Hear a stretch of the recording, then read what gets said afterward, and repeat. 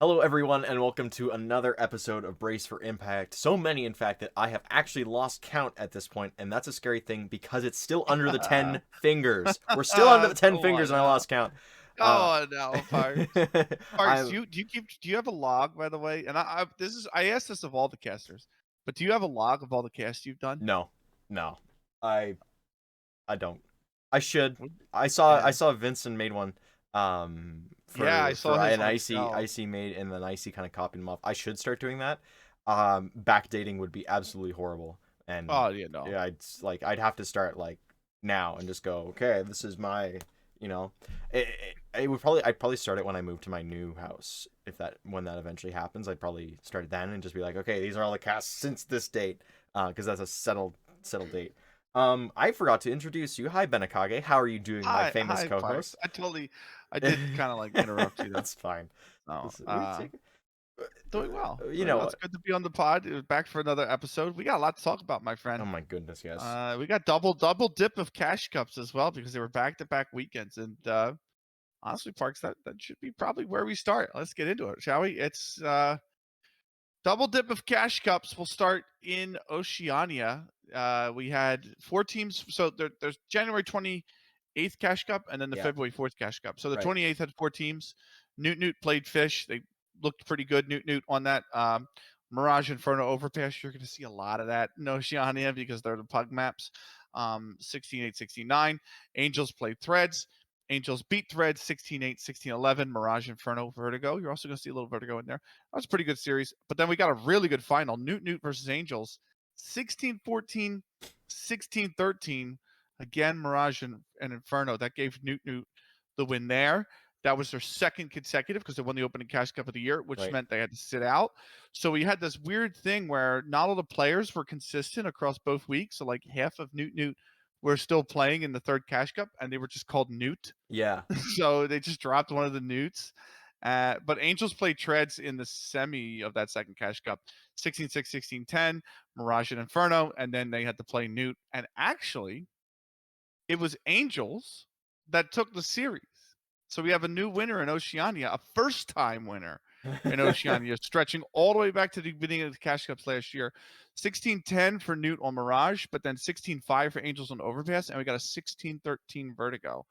So first-time winners for Angels, who that is the team of Manda, Mia, Evelyn, Eminent, and Kimbob as well. So congratulations to them. And I don't know. I haven't kept up as much as I'd like to because you're the one who's always awake at 3 in the morning casting these games. 1 in the morning. 1 in the morning. Sorry, yes. I do catch them before I go to bed, and then I wake up and you're done. You've done the other side of the world by that Yeah. point. Um, is it looking like it's going to be consistent, like 20 players kind of coming through now? Is that kind of what we're getting at? Uh, so it's very the problem with Australia is right. It's it's kind of like Asia Pacific as well. Asia Pacific has this issue where there's ambiguity, right? Right. Or there's a non-admittedly, I should say. We don't know some of the teams that play, but they could be backed by orgs, right? Like we don't know that with China, right? There could be more orgs besides HSD that are playing that have women's rosters, right? We don't see them in Yeah. the cash cups because they play on Perfect World. They don't really want to pay for the subscription on ESEA. Um, Oceania is unlike any region where there really is no org support. So it's very rosters are really fluid and it's like who wants to play the cash cup this weekend?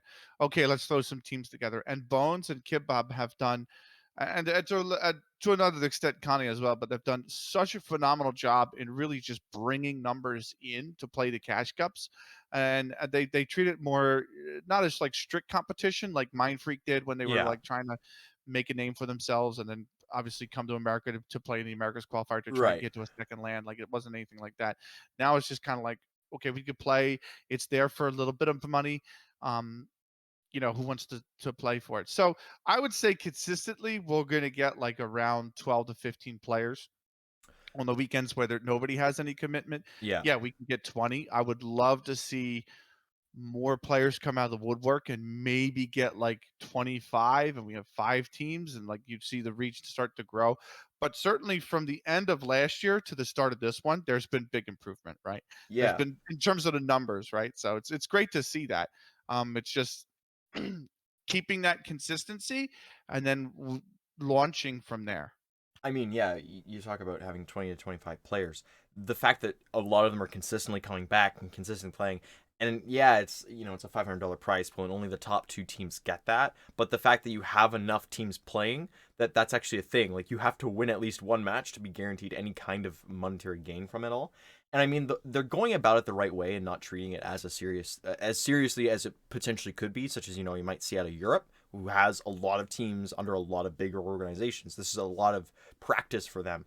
Whereas, you come to the Australian side and you go, we're just here to have fun. It's a way to get connected with the rest of the Yeah. region and get some practice and get some reps in.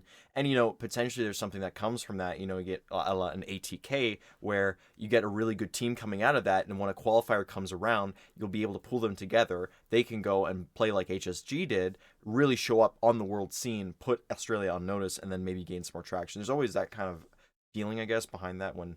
But I like the idea of what they're Yeah. going for, of not taking it super seriously, just having a fun time with it, because at the Yeah. end of the day, that's what it is, right? Yeah, and it's not to downplay. It's not saying, oh, that they don't take it seriously at all. It's just the fact that it's like it's not. It's when you go into to watching the catch, it's a very pug style Counter Strike, Yeah. right? You have this weird dichotomy where you have the players who have played professionally who are still very good, like Eminent and Yeah, Viscos. yeah. I know Viscos says she's retired, but still, like you have these players who've played on these teams who like Eminent's great. I love watching Eminent play.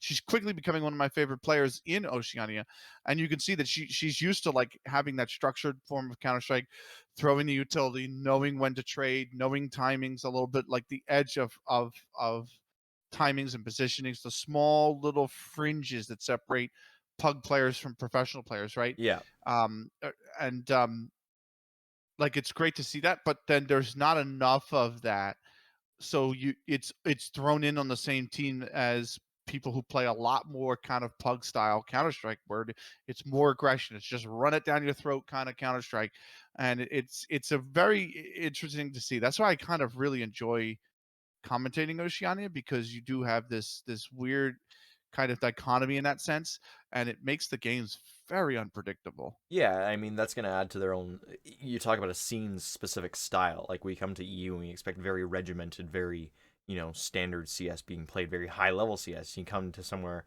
like Australia and that the Oceania region, and you go, oh yeah, they're gonna run it down at you. There's not gonna be much in the way of respect coming from that, because they like a fast tempo game. They like really bringing it forward, because they're not gonna be ones to know timings and all that. They're gonna try and just use their raw aim to beat you out, and that's the cool part of having these different scenes. But like I said, it's really good to see that we're getting consistency in terms of player count coming in, and they're using it just to network. They're using it just to have a good time, and it's a good weekend all around for everybody. Yeah, that brings us to our second region, Asia Pacific. Now, the Cash Cup on the 28th actually got canceled due to not a lack of signups.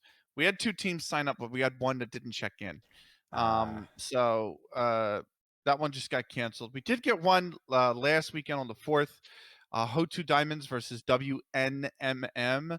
And the WNMM is, I believe, a Chinese team. yep, Zhengke, Sisika, Yuchen, Deja Vu, Keke on this team, coming out of China, and they played Ho2 Diamonds, which was obviously the Far East Russia yep, contingent.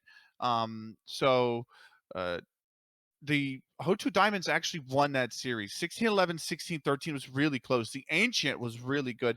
I think the weird thing about this was Ho2 Diamonds were up big on like both maps, and like 16-11 isn't like dominating performance, right? It like you yeah, look at the score line and you're like, oh, it's like a fairly close game. But Ho2 Diamonds were up big on Vertigo. They were up like 9-2 on that Vertigo, and WNMM ran it all the way back before giving it up at the end. So we did get another glimpse of a Chinese team, which is encouraging. I want to see more of it. I really do. It they're there when the first Cash Cup that we ever got had 7 Asia Pacific teams. Granted, Oceania is mixed in there as well, right? yeah, They didn't split the 2 regions, but still, you're looking at it going, I know players like 720 are down in there. I know there's other players in that region that are still playing Counter Strike, and we know that they're there. It just we've seen glimpses of them in the cash cups once every like 10 or 12 cash cups, and then they just disappear for a while. And it's like I want to see the same thing that's happening in Australia, where the number of teams and the player base is slowly starting to grow and come together for these caps. I want to see the same thing in Asia Pacific. We're just not getting it right now. Yeah, and I think it comes down to that perfect world thing, right? Where China has perfect world, which has always made it really hard to gain traction for just CS and for ESEA and all that because they have perfect world. They don't use the same kind of platform. It makes it a bit weirder for them. Um, I will say though, it's nice to see a team like Ho2 Diamonds though. They're consistently coming back and trying to play against teams like HSG, like that, and the consistency is there. Also, the fact that they're an Eastern, is it Eastern at this? Yeah, it's an Eastern Yeah, Russian Eastern team, Russia. which is unique, I guess. You usually get like a Kazakh team, Mongolian team, those kind of players, but we're far enough north now that we're still in the Russian area. Um, it's good to I see think the that weird thing there's too, or the not weird thing, but real quickly, the interesting thing on that too is like you would think they were in what's the name of that city that's way out west? Is it what? um Um, Sevastopol. No, that's too I far east. Hold on, that's way too far east. Vladivostok. Yeah, Vladivostok. So you would think like that is the biggest city in Eastern Russia, and Yeah, I would think, oh, there's got to be a contingent of players like from Vladivostok. Like I would have thought that's where these players were based when I saw a Russian team in Asia Pacific, but they're not. They're actually based a whole territory west of where Vladivostok is.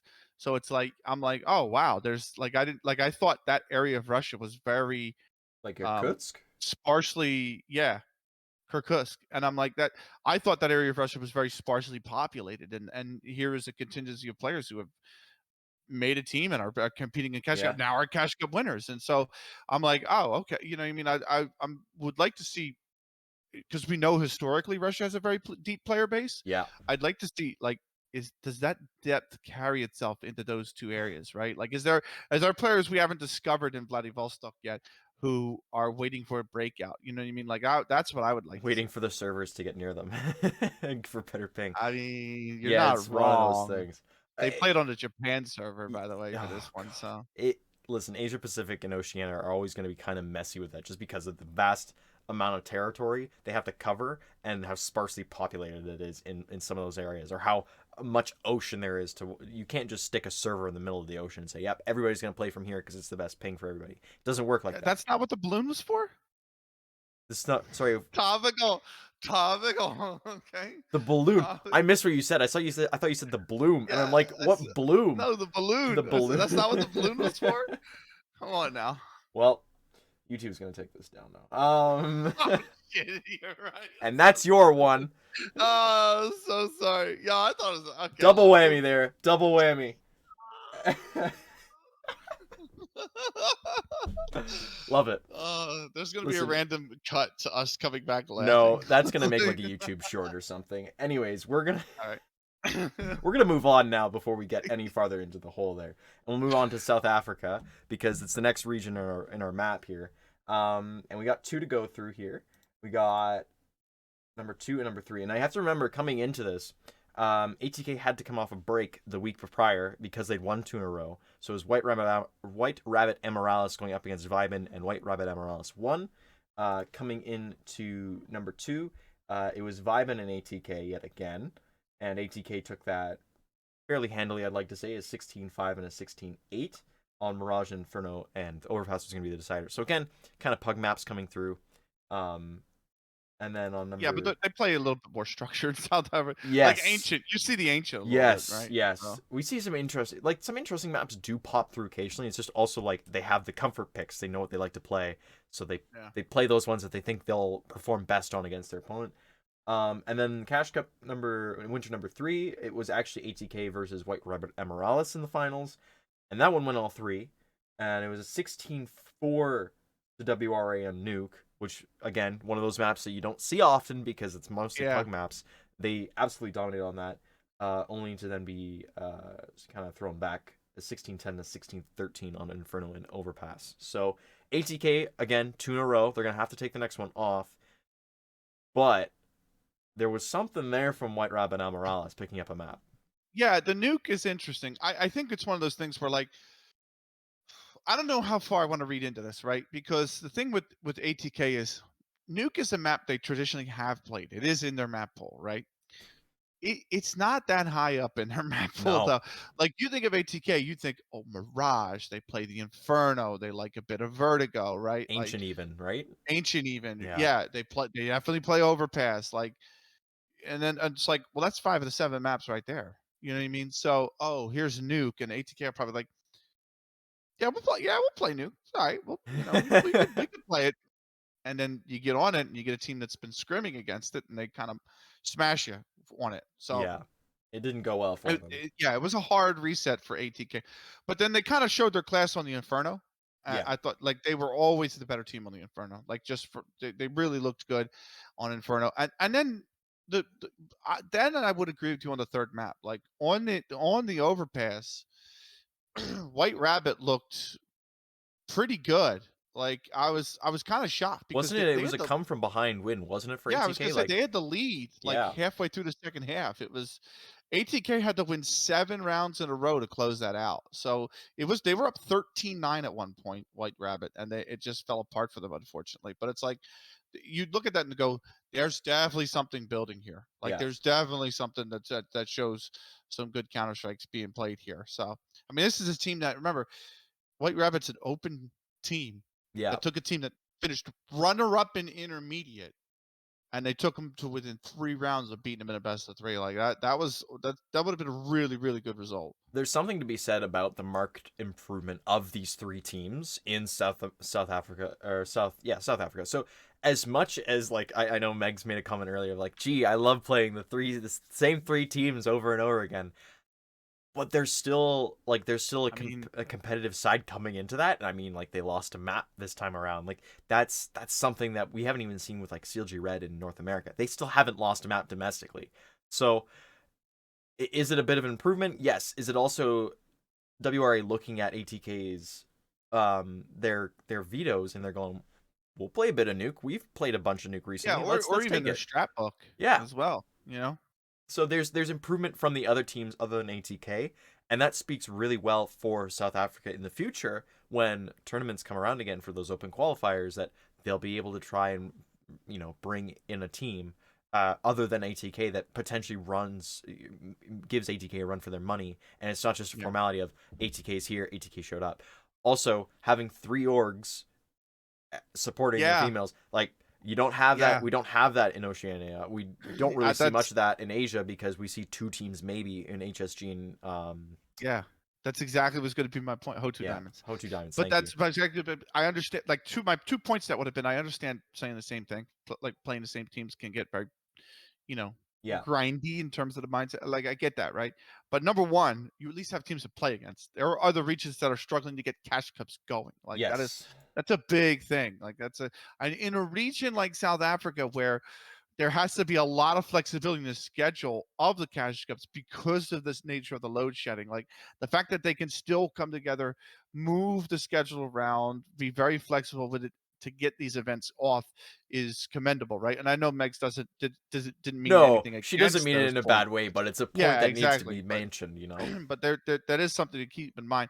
And the second thing too is that good, good because good that you're playing the same because if they're going to show this improvement, right, against because they want to beat you, then they're going to take that improvement's not going to disappear when they go into the ESEA leagues. Yeah, Right, that improvement's going to show. They're going to have strats. They're going exactly. to know how to play against certain things. Some teams are going to have the same playbook, maybe not play by play, but they're going to have some of the same plays in ATK's playbook, right? And you'll notice some of the same tendencies. You'll notice some of the same little Exactly. things So now happening. you have 2 teams that are getting better, and now you have, maybe you get a second women's team in intermediate, maybe a second women's team in main eventually, Yeah. right? And you get to the point where young women who want to play Counter-Strike because remember they don't have I think it was like they don't even have Valorant down there, right? Yeah, they don't have any other big esport down there Yeah. except for Counter Strike. Counter Strike is And is League the of only one. Legends. Yeah, and League of That's Legends. it. Those are the two that Meg's mentioned in the Yeah, so fall. it's like now you could look at it. Now you have younger women who could look up and see these women trying breaking in the main, competing with the best teams, the top teams in South Africa, who Yeah. have exported players to North America and Europe. Mm-hmm. Like that's a big statement. Yeah. So if you have these players looking, these younger players looking up at that, and you're just by playing the same teams constantly, you're pulling them up. Like that's a huge benefit to the scene as a whole. Yeah, and I mean, as soon as you get a fourth team up and running, personally speaking, there's a chance you get a league, an impact league, first, even just as a season as a tester, just to have one 14 group. Because why Oh not? yeah. Why not, Oh right? yeah. You've got the Yeah, teams, you've absolutely. got the support from the orgs behind it. You might as well throw some more money into it because they're going to be there. You know what the crazy thing is? There's probably the player base to do that now Yes, if all the players want to compete. Like obviously and if you load always have shedding a wasn't small. so horrible, That's true too. That's a really big obstacle if like ESL wanted to run a league down there. yeah, That is very true. it's probably the hardest point at Yeah. this juncture. Oh yeah, especially considering all the logistics have to go in it on the broadcast side, the admin side, everything. Yeah, That is truly a nightmare. But I will say this, right? There is a player base that probably could get 4 teams down there right now if all the play. But you always have that small percentage of players who just aren't interested in playing competitively, yeah, whether they used to or they don't anymore, whatever, right? But it's a region that in another year or two, if this scene sticks around, we could be talking about 4, 5 teams, especially if there is the amount of org backing that there is in South Africa. The one people that thing that people, and I know we have to move on, but the one yeah, thing that people underestimate in South Africa is there is a ton of org support. Like you look at North American Advanced, right? yeah, And you look at 50 teams, maybe 35 of them have orgs, or yeah. 60 teams, maybe 40 of them have orgs. If you look at Maine, half that division has organizations. Like, and that division is not deep. Like the No, moment they get 16 teams in a division, they split it and they make another level because they wanted this game to continue growing, right? yeah. So there is a ton of org backing in South Africa, whether it's paid or not paid. It's the fact that there You are have a name behind organizations. you. Correct, exactly, and a brand that's been there season after season after season after season, whether the roster has or not. So that the game is definitely growing down there, and that's why the impact scene's so needed for this scene. Yeah. So then that brings us to a scene that has been continually growing and keeps growing and keeps growing and keeps growing. South Europe. America. Oh, Oh, okay, oh. No, no, no. South America. Europe has okay, we're doing grown already, good sir. We okay, gotta leave the two big ones for last. I would put okay, South America as the second biggest scene really at this point. But okay. I think we should keep going along the southern edge of the equator here.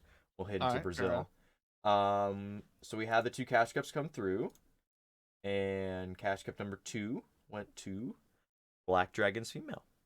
Yes, over Endgame in that one. Yeah. Um, so this one was interesting, Parks. I actually commentated this one.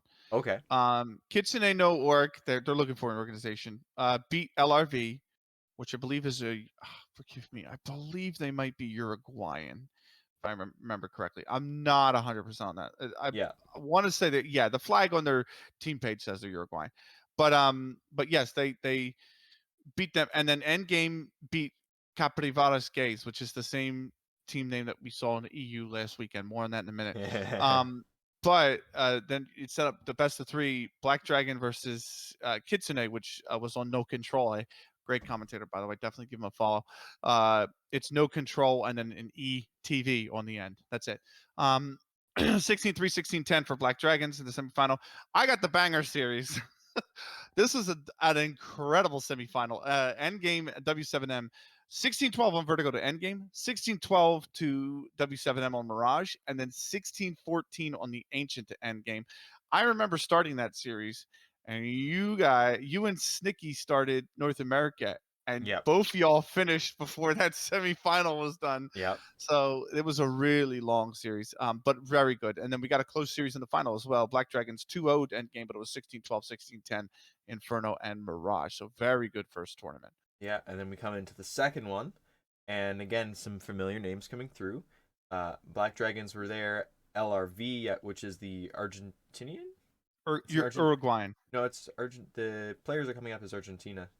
Oh, but the org is from The org is Uruguay. from Uruguay, and they do have an Uruguayan player on their team, but it is a majority Argentinian Right. outfit. W7M and Parabellum were in this one into the top 4. And again, LRV versus Black Dragons. That one actually goes the other way this time. LRV won it with an overtime on Oh, you Mirage. know what? The org is actually Argentinian. My bad. Really? Okay, Yeah, so my it's just bad. the My it's bad. probably just the captain is It's Uruguayan then, and yeah, that's exactly. yeah, because that happened to EG Gold when Jessicas went to It Vietnam. happens to CLG with flashy. Yeah, they switch. They just switches the color depending on where they are. It's the switches the team location. It's so funny. Yeah. But yeah, so LRV won their semifinal. It was a 2-1. W7M female, same thing. Again, another overtime on Mirage. But that time around, I was on the second map, so Parabellum won the overtime and then lost on Vertigo 16-14. That brought us into the grand final, and W7M just kind of cleaned up. It was a 16-6 on both Mirage and Ancient. So LRV getting to the finals, good to see. Yep. More upcoming players that aren't just necessarily Brazilian. I mean, we've had equity. We had equity up in North America for a tournament, and Yes. they're Peruvian. So maybe Yes. they start to look at going. Maybe we can actually benefit from playing in the South American Cash Cup more than the North American one, just because of Uh, location. I don't know what the ping is like for either of them, right? it's actually like it's almost equidistant.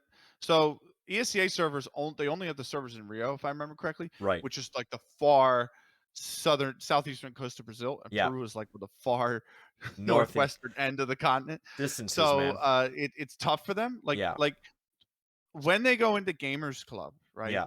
There are some servers in the Amazons or the Amazonian Right. cities, so they don't mind playing in those tournaments because they get a little bit better ping. You know, Yes. it's not great ping for the Sao Paulo connecting to Amazon, but it's not going to be great for Peru to the Amazon either way, Yeah. right? So it's like it's kind of the middle ground. It's like Japan for the AP Cash Cup, right, between Right. China and Russia. So but then so they play the North American tournaments mainly because Texas is slightly better than the servers in Sao Paulo, especially Yeah. because ESCA has more infrastructure in the US. They have more Exactly. servers in Right. the US. So they can find a server that has a higher or lower latency, I should say, that pings better to the Peruvian players and they play on Yeah. that server. So I yeah, almost it's a wonder. tough situation for I them. almost wonder if there would be the space for a Central American division. It's weird, I know, because you would have to put Mexico and all the small countries Yeah, along and the coast there, and I don't think you have the player base for. I Excuse me for I it. think you risk it being the Oceania situation. You could probably there's probably enough Peruvian players to get 2 teams. We've seen that previously, right? Yes, we'd have. There's enough Mexican players to get a team, right? Yep. There's definitely enough Mexican women's players to get a team. But that's all you would get. Like Yeah. you're kind of struggling. Like Counter Strike just isn't in Colombia or Venezuela, and it's not going to be in places like Nicaragua or El Salvador or Yeah. Belize. Well, maybe Belize. You don't know, but British it's just colony, right? well, but still, Belize has Yes. a really high tourism rating. That's why I say Yeah. that, right? Yeah. Yeah. So it's like the infrastructure's not really there though. That's the problem. Yeah.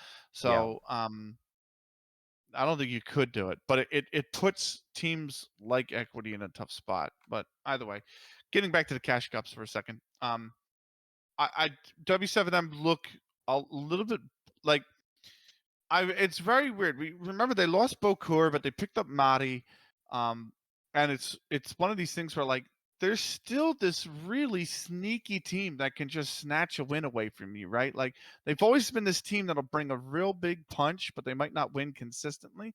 And I feel like that's even after the roster change, that's still them, Yeah. right? But it's a big disappointment for Black Dragons to lose to LRV. Like that, I did not see coming.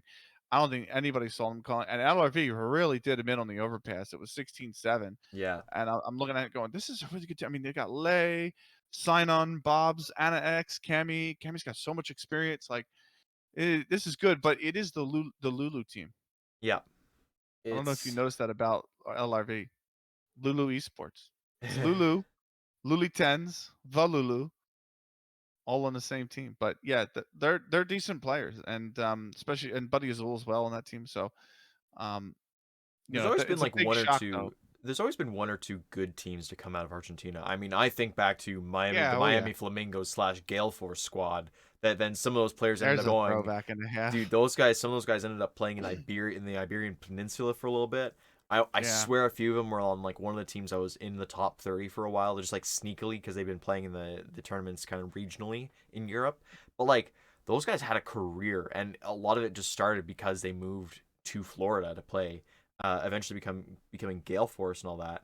I mean, like that like you said, it is a throwback. That's like 2017, 2018 Counter Yeah. Strike, and but that was some good Counter Strike from those guys. So the Argentina teams, and I think to 9Z as well, like Yeah. perennial major team that has a Chilean player, that has Chilean players, has Argentina players. Like it's there's more than just Brazil and South America, and it's really cool to see that there's more teams stepping up. The other thing too is like people don't realize this, right? In North America, it's tough. Like North America obviously speaks English. Everybody else speaks Yeah, English practically, right? But um, it's very weird because like you're kind of sometimes I feel like a lot of the reason North America is so puggy is because some of these teams really rely on one or two outstanding star players, and like a player can be kind of hampered by their team a little bit, right? Not and just to the fact that like they don't play as good as they could, or they aren't mechanically as skilled.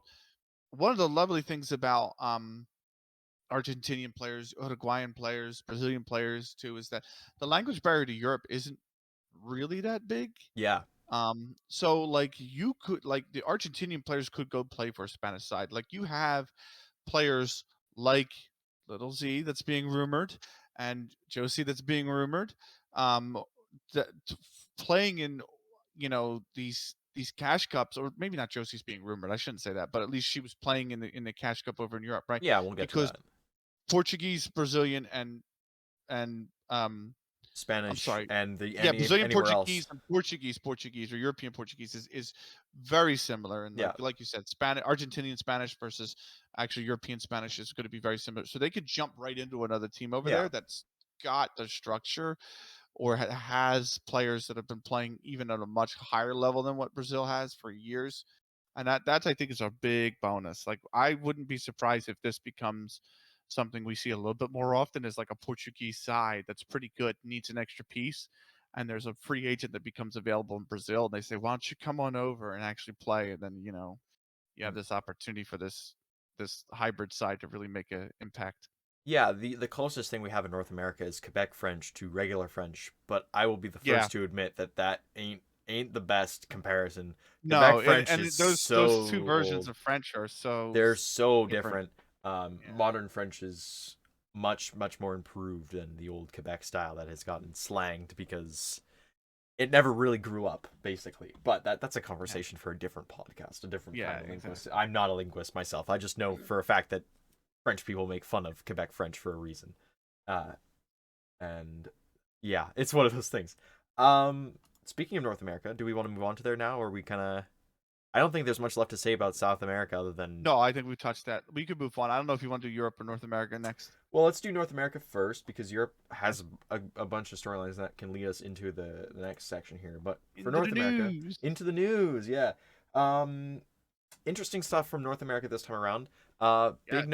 Big notes to make. The four teams didn't participate that we usually kind of anticipate to be there. So CLG Red weren't there, EG Gold weren't there, Saints weren't there, and Right. Valkyries weren't there. Yes. So big four that are the top four teams in my opinion, at least in the region. We'll get to kind of their situations in a little bit because there's some stuff that's happening there, but we didn't see any of Oh, them. it's And easy to say. It's easy to say for Saints, EG, and like CLG. Everybody knows it's the same. It's the same reason we haven't seen HSG in the AP Cash Cups. no, they haven't left. They hadn't left yet. Yeah, but they're doing the prep.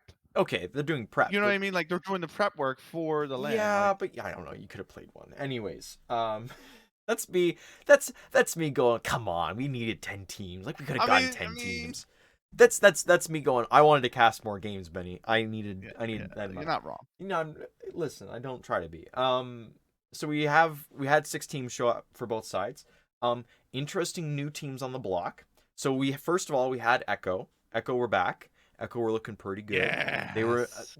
that mid-table team that we thought they were, definitely showing up as one of the top teams because the usual suspects at the top weren't there, so the gap was to be filled.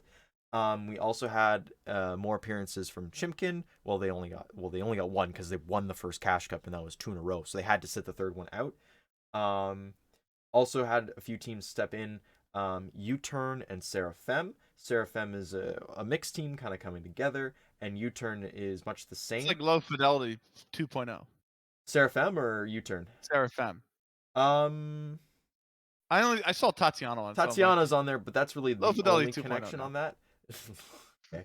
And then U-Turn, which has Reef from Low Fidelity. I will, and a bunch of other players from other teams, and Pinecone, notably, as well, Yes. who The has done a person I lot. picked up in the final last night that didn't play in the final last Yeah, night. But she's their look, super sub. yeah, Actually, shout out to her. She's from the same city as me, so I could use a bunch of weird references, and she'd do just what she wants just to just her.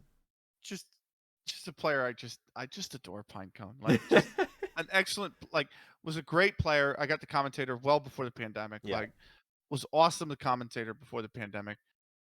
Then was like got into producing, and I know like Flippy kind of Nerd Street she Gamer got to stuff. know Flippy, and then like Nerd Street Gamer, she had the job at Nerd Street, and then she moved to Philadelphia Yep.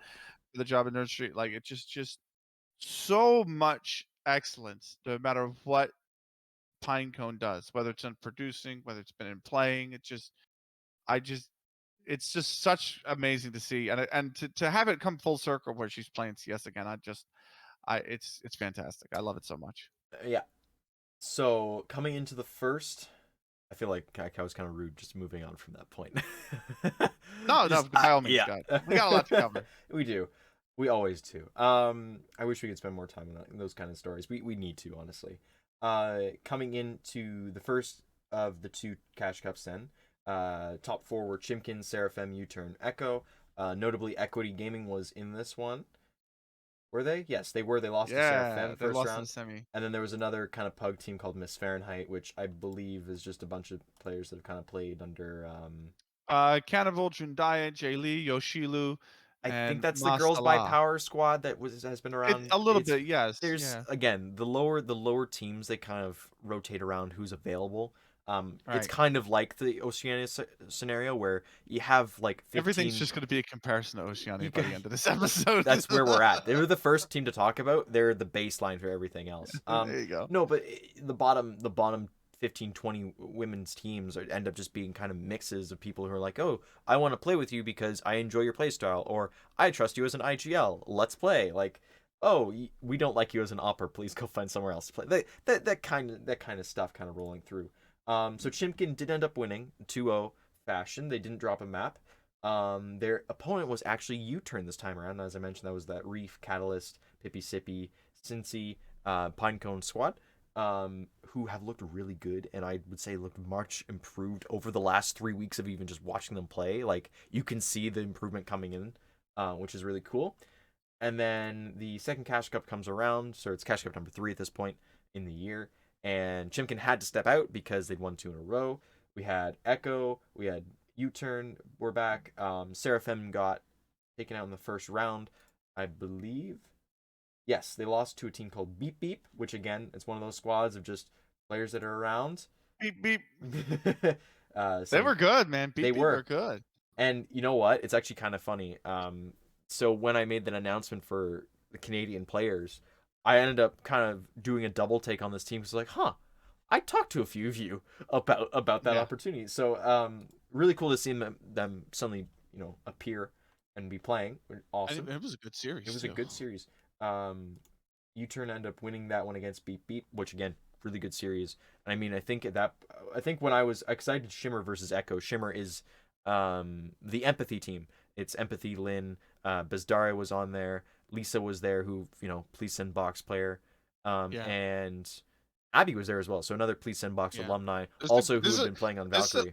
I wanted to say if this lineup stays together, this is a good team. It This is is a a good very team, good team. and I mean, I mean, especially if they have.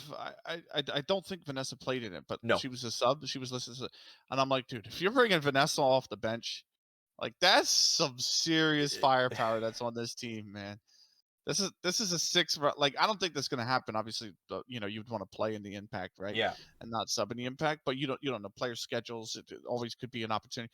But the point is, like, if that is a roster that sticks together in any capacity of the 5 out of the 6, really, except maybe losing empathy, yeah. like this team's going to be good. Like they're one to watch out for.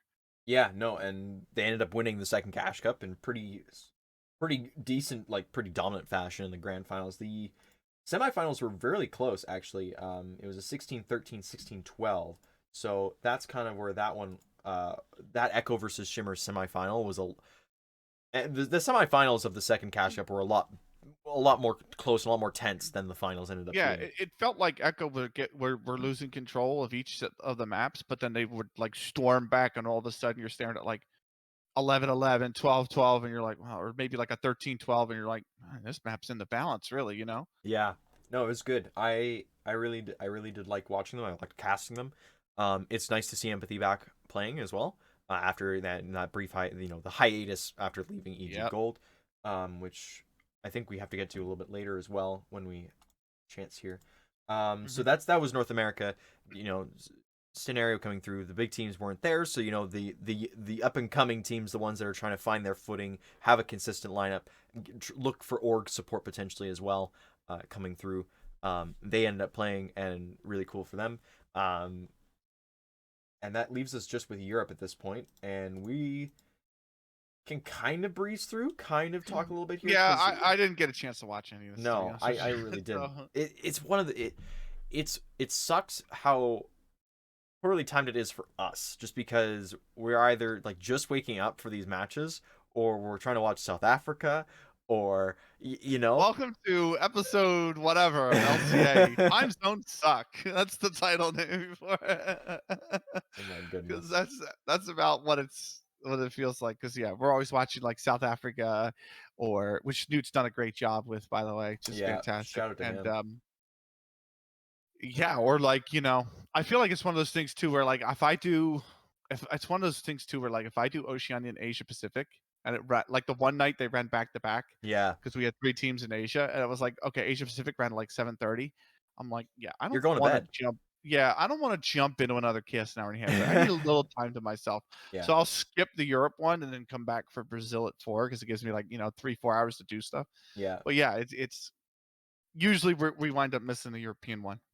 No, and I think we can sum it up best by saying Ninjas in Pajamas made that move, and Oh yeah. it's paying off. It's paying off. Oh yeah. It's paying off in wonders. Like they 2-0'd VP Angels, they 2-0'd MVP. They won their first bout against Astro. They're looking really good based on the score lines that I'm seeing, and I've heard nothing but Nip female are doing extremely well from other teams around the area. And like we were put on notice when the roster switch came through and the sisters joined the squad, and they've lived up to it after, you know, a little bit of growing pains just joining the team. We're now at the point where they've won 2 in a row, and they're going to be sitting out the next one, giving a chance for other teams such as Yeah. VP Angels and Capybara to play. Yeah. Now, one thing I do, the two things I want to point out about the Europe real quick is that number one, VP Angels really look like they've improved. Yeah, This was a team that was kind of like at the end of the year when they formed, they were getting kind of banged out in the quarterfinal, like just, and I mean like 16 fives, yeah, like getting smashed in the quarterfinal. But they put up some serious firepower. Like that semifinal win over Flame Shield Maiden, that was a tight series, 19-17, 16-10. Like, but they managed to get through. And this is a team that they played a TFW side that I think for the first Cash Cup of the year was like a semifinalist or maybe a grand finalist, and they beat them 16-13 on Nuke. So like these are pretty legit wins for Angels, like solid wins. And then in the NIP final, um, they lost 16-11, 16-10. So it was like closer games, and then they lost to Capybara Gay. Yes, but yeah. that series I love was, that name. yeah, I love that name too. But that series was really like close. Like they lost Hmm. 16-13 on the one, then they smashed Capybara Gay on the second map, and then they lost in overtime on the third. Like really tight game. And this Capybara Gay side is also one to look out for, by the way. Manishinks on this team playing some really good Counter-Strike, probably the best Counter-Strike I've seen her play.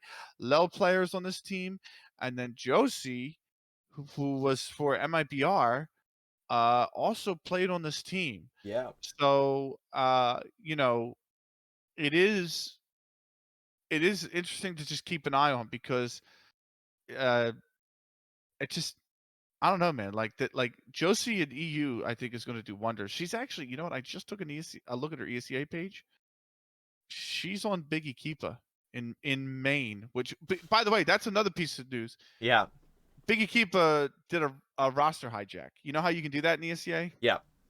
They did a roster hijack. They're in Maine now. That's funny. So That's they so won their funny. so there was a team that lost 3 in a row, then they forfeited.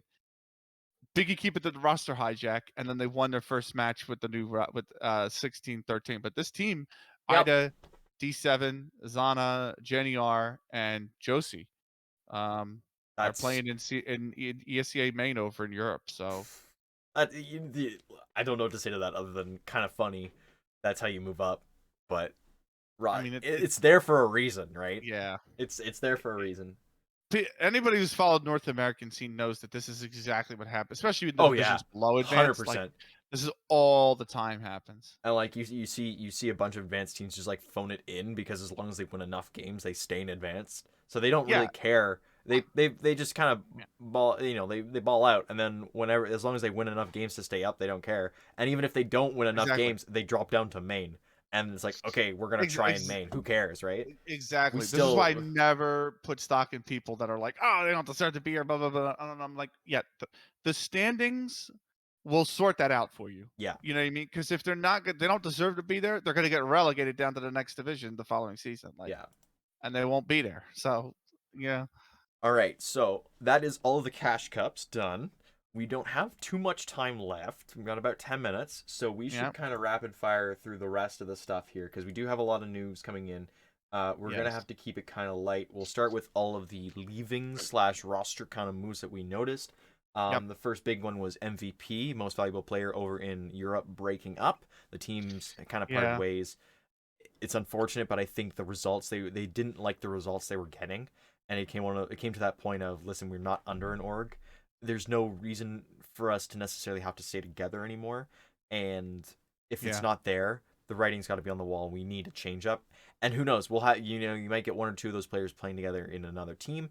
They might come together just to play casually together, but for all intents and purposes, they were already all free agents. It's just now they're kind of doing their own thing. They'll yeah, filter out through the rest of the scene there. yeah. Um, I mean, they're also a team that, by the way, like they were finding inconsistency. Like Nine Pandas kind of overtook them as the best Russian team, so yeah, they're just there's plenty. There's a player pool so deep they'll be fine. oh yeah, for They'll sure. find another team. In terms of other players leaving stuff, we mentioned it earlier. Empathy did leave EG Gold finally towards mid January. Yep. That has kind of put a bit of everybody looking at EG Gold saying, okay, you haven't announced a fifth player yet. Kind of where are we going? I think there's something And they have a interesting. land in a week. Uh, no, they're not going to Keto.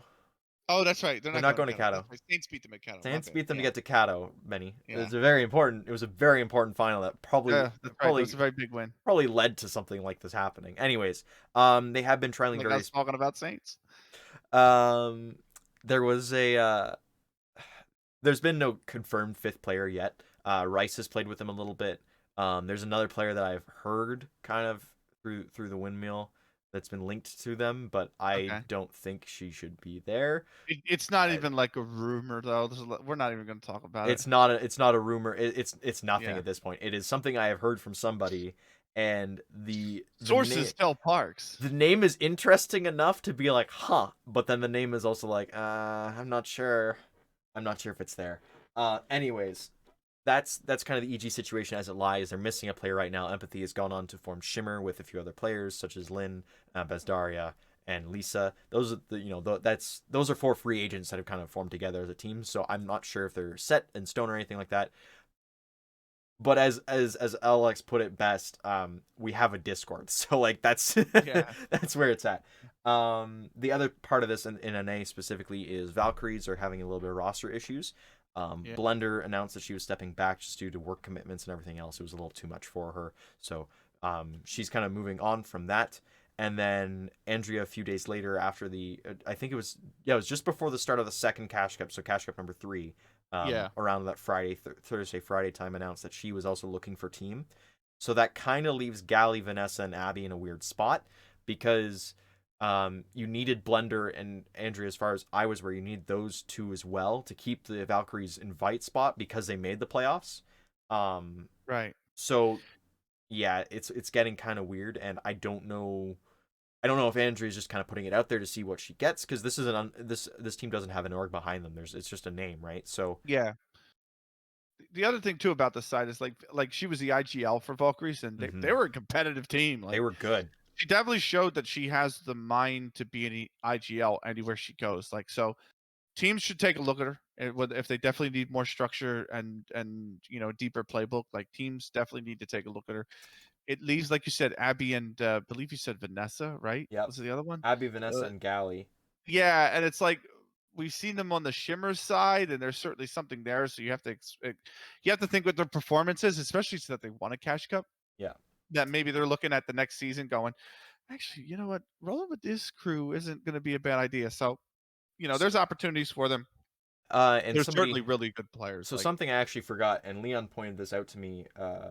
They actually were taking a look at the ESA roster page of Valkyries, kind of around the yeah, time, and said to me, Valkyries might have their fifth sword in place of Blender. Someone I am good friends with, Ash, and I believe Ash was a player like from Violet Roses, yeah, like that Ash, oh, okay, not okay. Giraffely, no Okay, Giraffely, yeah, I was like Giraffe. Is this gonna be no. glorious comeback?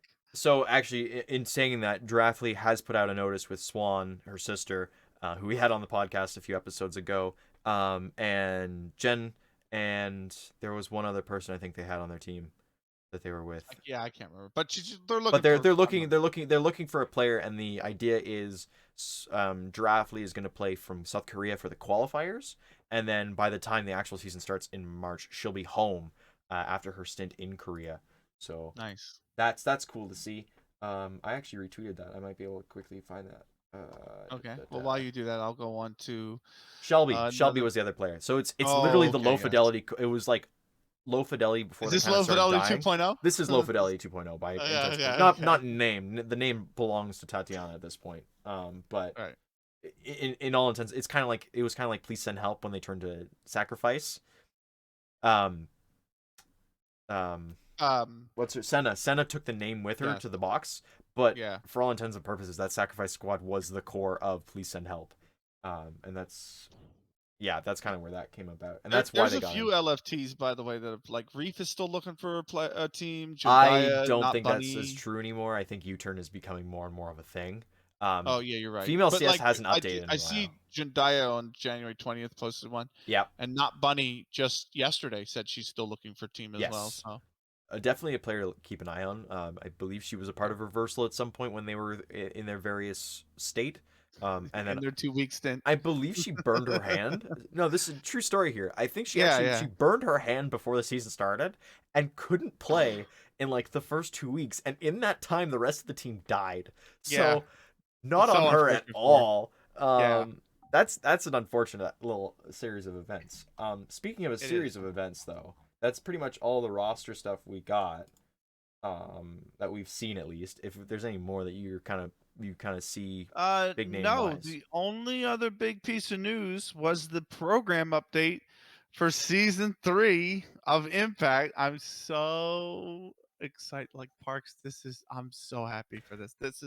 These are really good changes, mate. How long did we talk about season 3? I believe even including the first episode, like we always mentioned, like, oh, if there's gonna be a season 3, because we couldn't say when. We didn't know. There was always like undertones of when is it gonna be here, and we only have a few minutes to talk about it, but we'll be Yeah. kind of quick. The biggest news being kind of just dropped, mic dropped. There's gonna be a third group in EU, and as a result, it Oh, won't be. oh, it's not gonna be a third group. The two groups are expanding. They're gonna be two 6-team groups instead of Oh, 4-team groups. I thought it was So three Europe fourteen is groups. going to round robin, Yeah. and they're doing 2 groups of 6, right? Same Oh, thing, okay, I 4 see it teams now. make playoffs, and then, 1A plays 2B. All that's the same, but it's gonna be 2 6-team groups, Yeah. single round robin. North America and South America are still gonna keep the 4-team groups double round robin, right? Yeah. And that's going to be interesting. We're going to get 8 invited teams out of Europe now. 8 invites with four teams qualifying. It's going to be 2 open qualifiers, top 2 from each open qualifier still, right? Yeah. Um, and it's just going to be a really really good tournament. And then the LAN, you're going to get, I believe, they get an extra spot at the LAN. I think Yeah, Europe's getting 3, 3 North America's getting 2, South South Af America's getting 2, and then the 1 wild wild card card. region is getting 1. You know what? I wish, and this is me being a little selfish, 3 wild cards. South 2 wild Africa, cards? Is that what you 3, said? Yeah. 3. 3 wild cards, yeah. Asia, Oceania, Yeah. South Africa. You have the spacing for it now. You'd bring 10 Yeah. teams. You could make that work. 100% you could make that You work. could, yeah. And but the only thing that I Even if you have the wild cards, like you have the wild cards to kind of do a little bit of a tournament to and see I've which made of them make it through, but you have them yeah. at the land. You have them come. Yeah, like the minors used to be for the major, right? Like the Yeah. minors, you would Or fly to like them and yeah. like you had for I'm gonna say COD League because it's the biggest result, the biggest ones I can think of because North America. They would literally like before the event itself for COD would start on like Friday early morning, and you would play in like the open qualifier, and you would have to get to a certain spot in the open qualifier, and then you qualified to I believe the lower bracket of the actual main event. Which was always so cool because you get teams of just like random pros put together to just make the event itself. Yeah, I mean, they actually did that in the DreamHack Winter Show and Summer Showdowns in Yeah, 2020, if I remember. yeah, yeah, But now the crazy thing was in the Summer Showdown, everybody started in the like opening round, and then the yeah. teams that lost went to the lower bracket. In the Winter Showdown in Europe, the 2 qualifier teams immediately started in the lower bracket, and it was Right. like I thought that was unfair because I'm like, dude, you I lose would one best of rather, 3, yeah, you're I out would of the rather they freaking start on the tournament. Like, upper what the side. hell?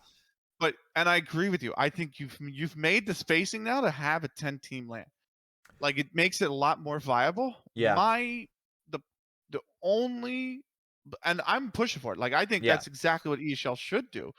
The only roadblock is you have to pay for 2 additional teams to go to the LAN, which means this that, like, ESL Impact's gonna have to be 4 days now, yes, right?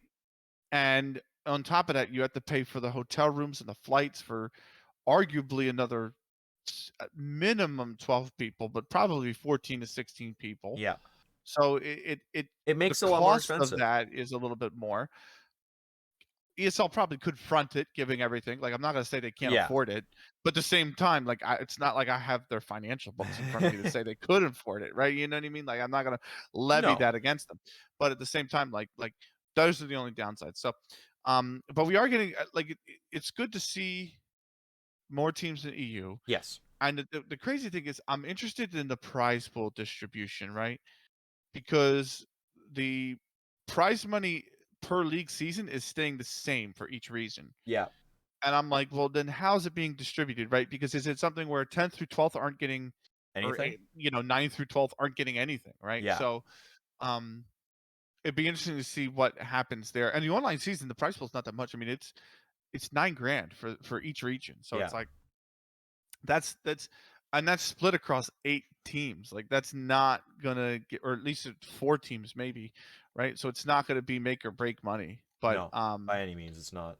it's still the opportunity to get them on the stream. 12 teams playing. You can Yeah. have a lot more orgs in the European division And there already now are. with yeah, and that's what I think ESL is doing here, right? They're Yeah. rewarding the fact that organizations are willing to take money and sign these players, like an Astralis, like an NIP, like a Copenhagen, and you're going to have all those players there with a Big Equipa, with a Nine Pandas, with Enigma, obviously, and then these other teams that are coming up that are still looking for teams.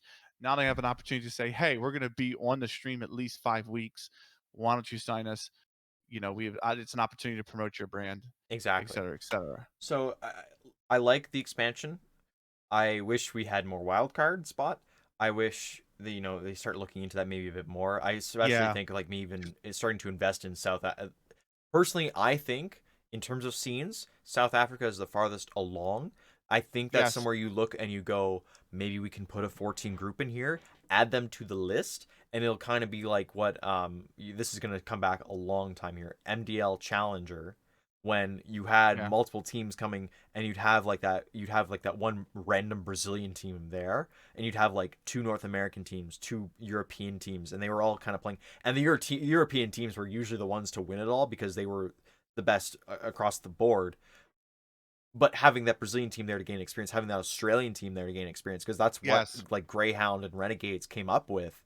that was their bread and butter, right? That was okay. We're gonna make it to Challenger, and then we're gonna play our, we'll play our best there as well as we can, and that'll kind of help us in terms of seeing where we are compared to the rest of the world in upcoming teams. Yeah, two final points on the wild card thing. Yeah. Um, First off, those are the regions that need to grow the most. Yes. Like that's and part of it is always going to be like people ask why is North America not so successful in tier one like consistently as Europeans, and it's like, well, the region is smaller. Like the player Yes. base in Counter Strike is much Yes. smaller in North Yes. America than it is in Europe, right? And you have the same problem here in the Impact League. Like Australia as a region is extremely small when you Mm-hmm. compare it to the other regions, Yeah. right? And like, but at the same time, they're a region that has open and premier, and we've had a women's player make it to premier. Yeah. So the only other region being North America, of course. So it's like we've had so like one of the greatest talents came out of that region. But then you would look at the infrastructure and say, well, the game is growing in South Africa. The divisions and the leagues are growing in South Africa. There's more established women's orgs in South Yeah. Africa that are playing, at least that we have visibility to, right? Because Mm-hmm. obviously Asia Pacific is still that enigma, but it's they look like they're coming along the best. But then you look at the results on the impact lands, and they've been the weakest region, right? Yeah. um, and it's like you could say Mind Freak, but they had to run through North America to get to the Valencia land. So I kind of like, you know what I mean? Yeah. Like, I don't know. but at the same, ATK also won. Didn't they win at season one? I don't remember well enough. No, they no, they got didn't. 0-2'd. They Right. That lost was they to lost to they lost some. to Sent Listen, Help help. in That's why I the remember that match.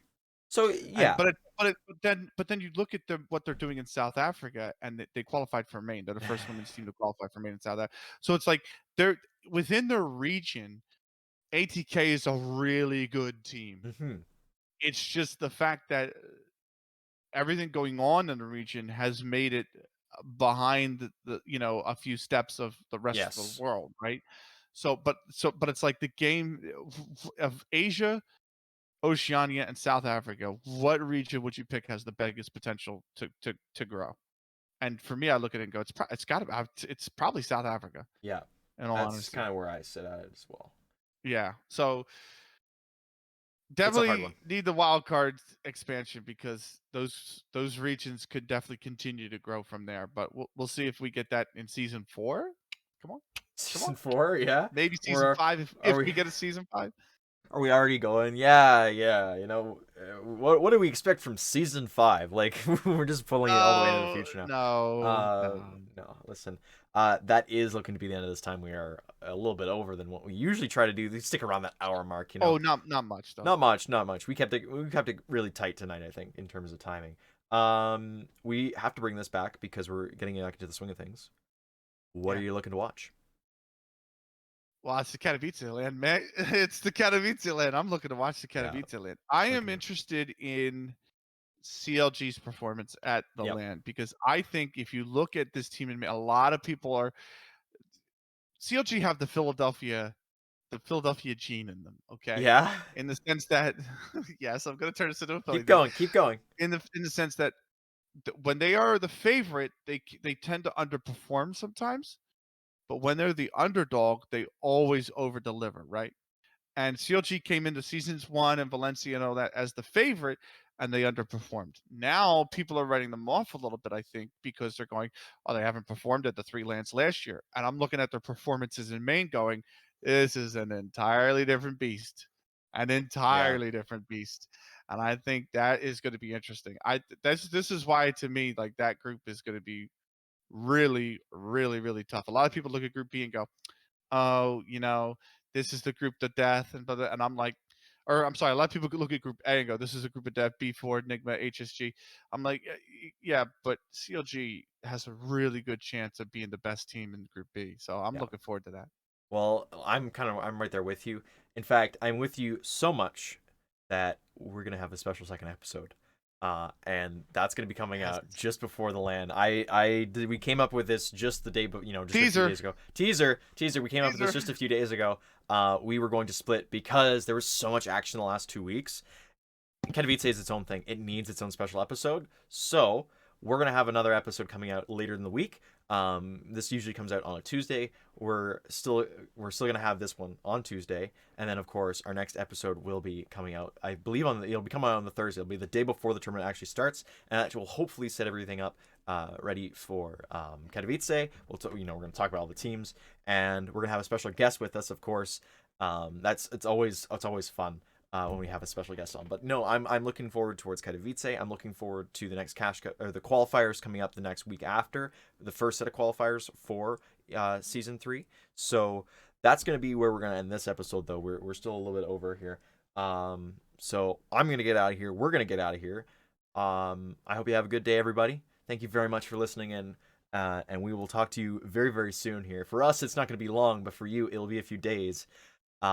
Please do keep watching the Female CS. Keep supporting everybody out there. Have a great day, a great evening, a great whatever. Listen to what Benny's shirt says. It says, invest in women, pay women, hire women. That's what we're all about here. We're going to get out of here. Have a good day, guys. Bye for now.